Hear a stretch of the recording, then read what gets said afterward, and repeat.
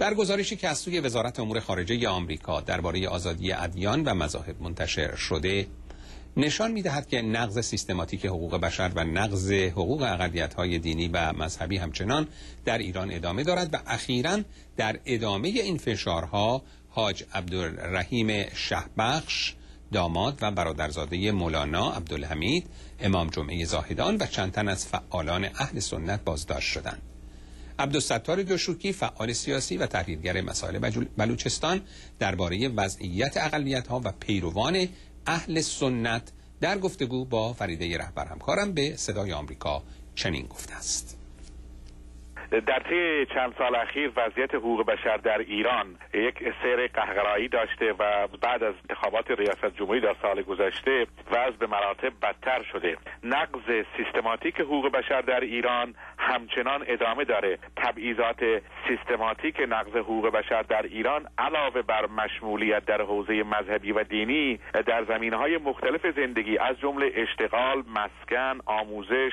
دسترسی به امکانات و خدمات دولتی نیز وجود دارند و ما اگه بخوایم این تبعیضات و نقض حقوق بشر رو دسته‌بندی بکنیم، اونها رو میشه به دو گونه به اصطلاح مورد بررسی قرار داد: تبعیضات قانونی و تبعیضات فراقانونی. در ایران اقلیت‌های مذهبی نظیر بهائیان، اهل حق، دراویش، صوفی‌ها، مسیحیان، زرتشتی‌ها، یهودی‌ها و حتی اهل سنت که عمدتاً اقوام ایرانی نیز هستند نظیر کرد و بلوچ مورد تبعیضات مختلف قرار می‌گیرند. تبعیضات بر علیه بهائیان و دیگر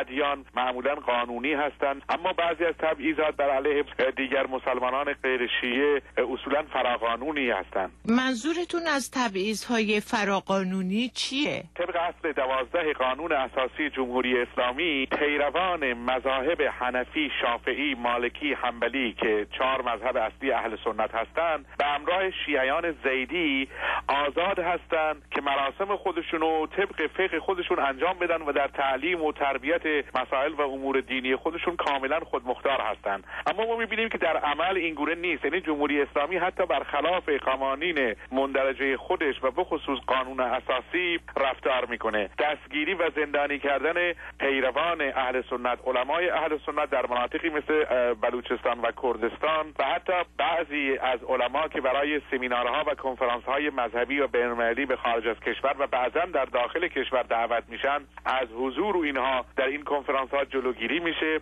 و جمهوری اسلامی تلاش فراوان میکنه تا اداره مدارس اهل سنت رو که آزاد هستن میخواد کاملا به دست بگیره و هر گونه مقاومت یا اعتراضی به این نوع عمل کرده تامگرا باعث دستگیری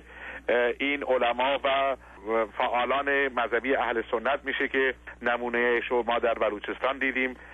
فشار آوردن به رهبر مذهبی اهل سنت در ایران،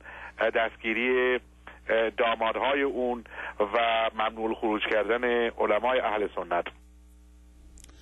اینک توجهتان را به گزیده مطالب امروز روزنامه‌های ایران جلب می‌کنم.